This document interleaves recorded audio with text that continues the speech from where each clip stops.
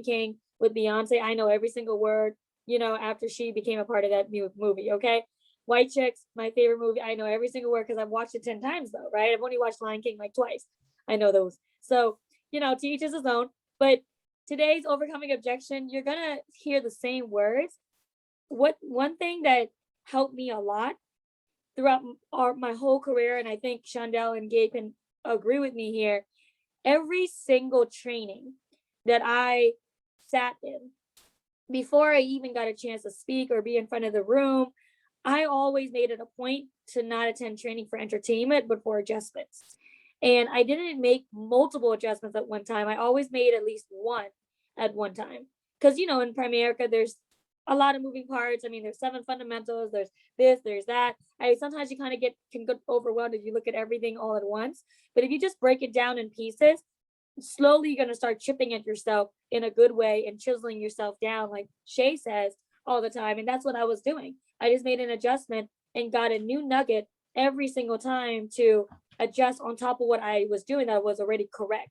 I didn't ever want to change something that was already working. But if I didn't master one thing already that was working, I wanted to master that first and then get to the next level of master, the next adjustment. And that's what really helped me. So I encourage you guys to pay attention, not just because it sounds good, just because the stuff works, just because you're taking notes, but because you actually are looking for something that maybe you're not doing right. And today is the first day you're going to make that adjustment. Okay. I don't know what you're going to hear, but everybody has, different levels of learning. So let me share my screen really quick.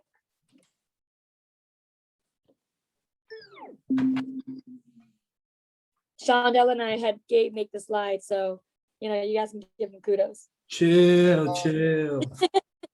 Yeah, hey, you also gotta post in the chat. Do you think that it's pronounced salmon or salmon? Post in the chat. Put an L if you think it's salmon. And if it's salmon, then just post a thumbs up. Can you make me the host so I can mute her, please? Cheryl is not right, Cheryl.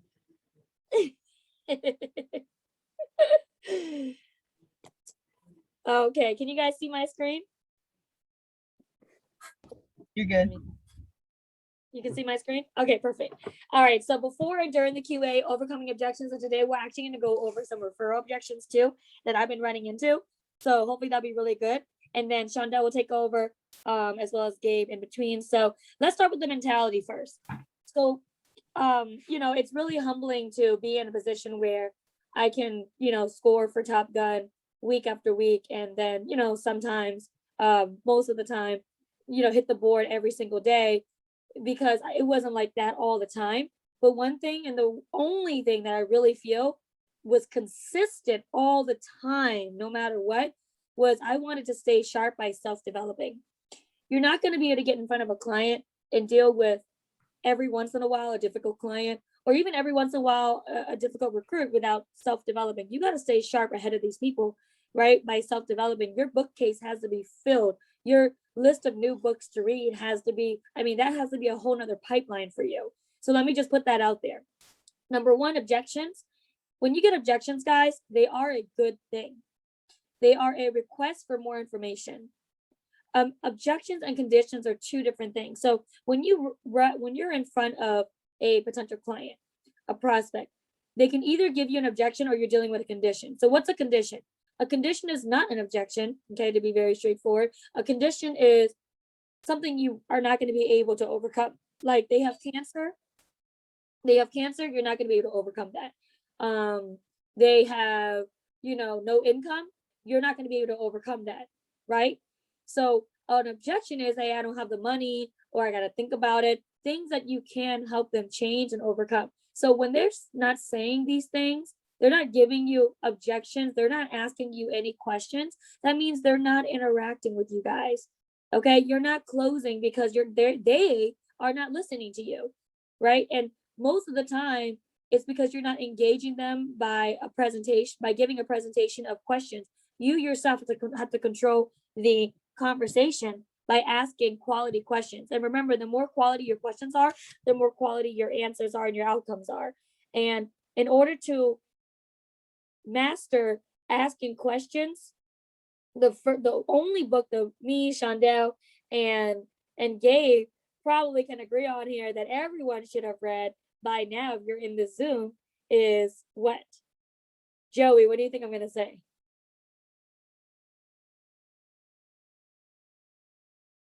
Tom Hopkins book. Tom Hopkins, How to Master the Art of Selling. How to Master the Art of Selling. Thank you, Joey. And Joey, Joey's gotten way better at asking questions. That's why she knows, because she's been working on it, right? How to Master the Art of Questions by Tom Hopkins. If you haven't gotten that book, get that book. This is financial services, guys, not social services. So when you're coming in here, that's why I mentioned that for entertainment, but make your adjustments because you signed your IBA here to be not just an independent business, to do an independent business application or an independent contractor with Primerica so you can have your own business, build your business within a business. But how are you going to stay in business if you don't make money, right? This is financial services, not social services. If you are not a pro at giving presentations, you're not going to be a pro at closing, but you definitely don't want to only be a pro at giving presentations, right? You don't want to just present without the purpose of closing. Closing equals making money. When you learn how to close, you make money. And the only reason why, and I thought about this before we put together this training between us three, I was just like, why are people not moving forward? We're not getting guests to come to training. We're not getting more recruits to come to training consistently. We're not getting people to come to the webinars consistently or going to the orientations consistently or booking these QAs and staying with the QAs and sticking with the QAs with us consistently and moving forward business consistently and the IBA consistently. We're not doing that because we don't know how to close as pros. And closing starts with overcoming objections. And once you learn that, then you make money, right? It's a process. Closing starts from the time you speak to the prospect, guys, not the end of your presentation. A lot of us believe this myth. And when I say us, I mean, especially the newest people. They come in and they think closing is once they start asking for the debit card or the routing and account number. No. Closing starts from the time you speak to the prospect, from the time you start having an opportunity to build rapport with them. They gotta like you to build to book an appointment with you, right? And not at the end of your presentation. They gotta like you. They gotta fill you out. They gotta see that, oh, this chick or this guy knows what he or she is speaking about. I'll let him continue or her continue so that I can get to what they're trying to offer me. Okay, awesome, right? So closing starts from the time you speak, from the beginning, not the end. So Shondell is gonna kick us off with booking the QA and objections you're gonna run into as a recruit and a trainer. And then Gabe will go over during the QA and then I'll close out with referrals. Shondell? Yeah, guys, so we're going to talk about setting up appointments. So I think that this is really good to take notes. Jenna, there we go. To take notes on, especially because after training today, we're going to all get on the phone and set up a lot of appointments for the week. So on Friday, Shaq was talking about having our new recruits learning how to get on the phone and set appointments because that just builds resilience and confidence on the phone and just with your business overall and what you're doing. So usually people don't like to get on the phone because they don't want to handle and deal with these objections. So definitely take a lot of notes here. And I'm going to walk through these first as far as setting appointments for a new recruit. If you guys don't have these objections here, get a copy of Building Your Market. It's a PDF that we have for the team and it has all of these objections and the scripts all in one place. So ask your trainer for that if you don't have it. But first objection that always comes up is what Shaq calls the standard American response. So anytime you talk to somebody, you go to the store, anything like that, and you're walking around, someone says, hey, can I help you out with anything? Immediately people will be like, no, I'm okay, I'm just looking. It's like an automatic response. When it comes to setting appointments, it's very similar. A lot of people will automatically say, if I'm talking to Gabe, be like, yeah, let me just check in with Tanya. You know, she's the queen of the house, so I just got to make sure that everything's all good. You know, so with that, a lot of families will say that, you know, and so this is how we can kind of overcome that. So great, Gabe. I just also need to coordinate a time with my trainer's schedule as well. How about we just set up a tentative time for now? When are you and your spouse, when are you and Tanya usually together, evenings or weekends? Weekends. Okay, great. Well, if anything changes, please just give me a call. We can set it down for Saturday at 6. Just give me a call within 24 to 48 hours if anything changes after you talk to her. Is that fair? Perfect. And then from there, now you at least have the appointment set, because what you don't want to happen is you say, hey, let me talk with her, and I'll get back to you. And then it turns into this endless cycle of you calling them and, hey, did you get a chance to, oh my gosh, I forgot. And then you call them back again. And then now they just ignore the call. Oh my gosh, I forgot to ask Tanya. Shoot, just been so busy with the kids. And then now you feel bad because you're like, oh my gosh, they're ghosting me. Why aren't they answering my call? But they just feel bad because they forgot to ask, right? So here, if you set a time, number one, you'll have it on the schedule. And then number two, they're going to have to get back to you or else we're going to have the appointment that day. So that's huge. Then, then the next thing is, what do I have to do? So you call, you're setting up the appointment. They're like, yeah, okay, great. Yeah, I'll help you. But what do I have to do? So, well, we just share some concepts and information with you for about 45 minutes, and we'll make it easy by just having the meeting on Zoom. And so for me to get my best training, all I ask is that both Gabe, you and Tanya are available, and that you guys ask a lot of questions. That's all. When you guys are when are you guys usually together? And then you let them go. You don't tell them, oh, well, you're going to have to tell me about all of your life insurance policies and get all your statements and all. You don't have to tell them any of that. It's really to set up for their training, and the process will take care of itself. It'll eventually get to that point, but you don't need to tell them that over the phone. Just, hey, we're going to share some information with you. And what you guys should notice is that at the end of every time you overcome the objection, you got to ask them another question, right? So they don't start asking you another question afterwards. So what do? Well, we help families with their financial future and get out of debt sooner. But like I said, it's primarily for my training, and I just want you to feel comfortable introducing people to me. So when are you and your spouse usually together? Evenings or weekends?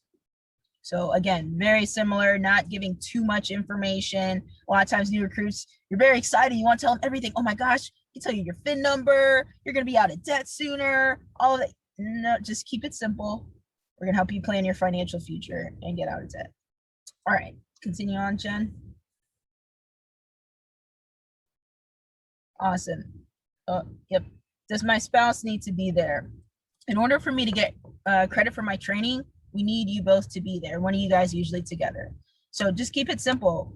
I just need credit for my training. If I don't have both of you guys, it won't count. So is there a day that is better for you? I mean, we can do in the evenings after the kids are in bed. It could be the weekend when you guys are not at work, which is usually better. And then get that set.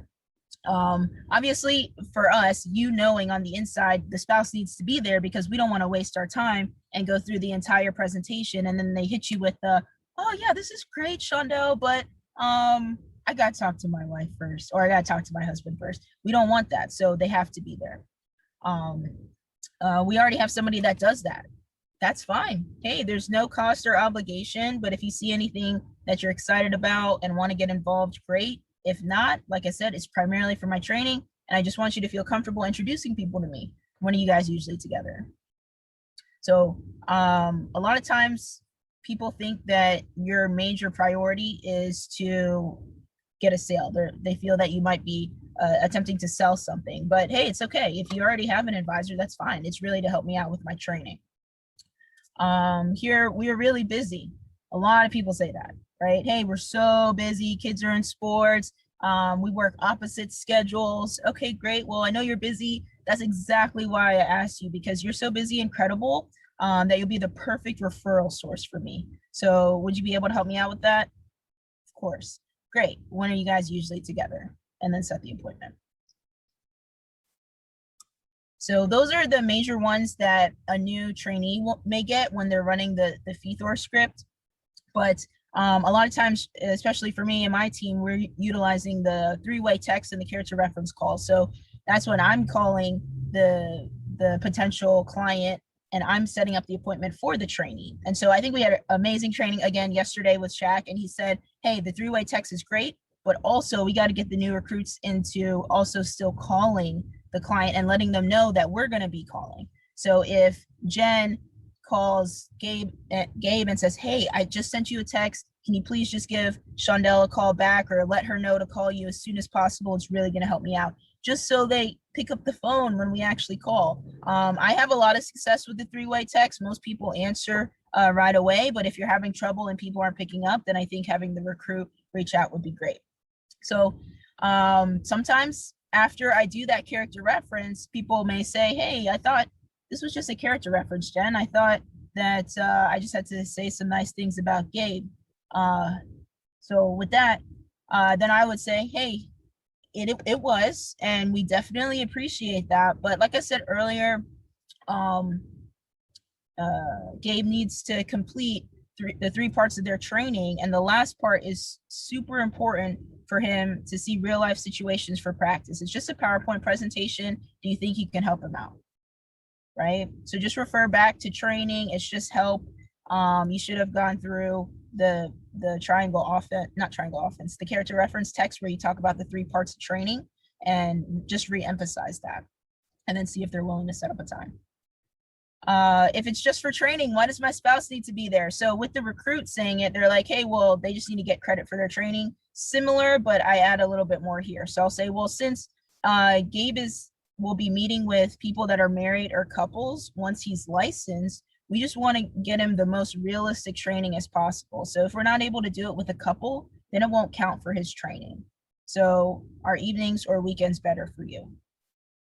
So most realistic situation, and then still toss in a won't count for their training. Oh, one more. And then last one is, yeah, sure, but how long is it? A lot of times people will say that. How long is it gonna be? Like, I don't know, I'm super busy. Okay, well, I mean, it's 45 minutes to an hour. I tell them that, hour max if you have any questions for us, but we'll definitely respect your time because we know that time is valuable and it'll really, really help out Gabe. So when would be a better time for you guys? And that's typically what I go through. So I don't get too many objections as far as when I'm setting up the appointment. I'm gonna say for me personally, probably about 95% of the time, I'm gonna set the appointment for the new recruit when I'm doing the character reference. Most people say a lot of great things about the trainee, and then we get the appointment set. And if they can't, it's usually because they really have a lot of things going on, and they're like, hey, I would love to help, but it might have to be in like 2 weeks. Okay, great, we'll follow up with you. But most times we can get it together. Awesome. Great job. You know, it's funny. A lot of times, a lot of you, like Jen Lee said in the beginning, the repetition of this, you know, you've heard it before. The reality is that don't take that for granted, right? Do not take that for granted. It's so important. I love hearing it myself, and I've heard this a lot of times, but sometimes you hear the different nuances, the different tonalities, how it's presented by some of the pros on this team, like the Jen Lee, Shondell, Mike, you know, Shay, you know, Josh. I mean, I love listening to Josh when it comes to recruiting because he is just on it. And do not take this for granted, guys. Really don't. You know, understand this also. You're going to get a lot of these types of objections and how to go through them. You're not going to use all of them. You should know all of them, but you're not going to use all of them. And there's a lot more that don't come up here every single time because they're not as often. But I always tell people, look, it's about extra ammunition. If you want to become a pro, you need to learn this stuff. I remember when I first moved back to New York, I ended up working for a gentleman as a contractor, just a laborer. And, you know, the how you call it? The gentleman that I worked with one time told me, right? Because he was getting me different tools. I had my tool belt. It was awesome. And he told me once, there's a tool for every purpose and a purpose for every tool. You're going to have a lot of them in your tool belt. You're not going to use them all at the same time. You got to use them at the right time. That's the next level of becoming a pro. So, you know, definitely do not take a lot of this for granted. So I'm going to be going over during the QA. I was about to say KTA. During the QA, the things that you need to understand how to overcome the objections you're going to get a lot of times, right? But before we get started, you need to get your head on right when it comes to life insurance. One thing I've noticed or I've seen from my team is just in conversations and asking them questions, is their belief level on whether or not a family needs life insurance.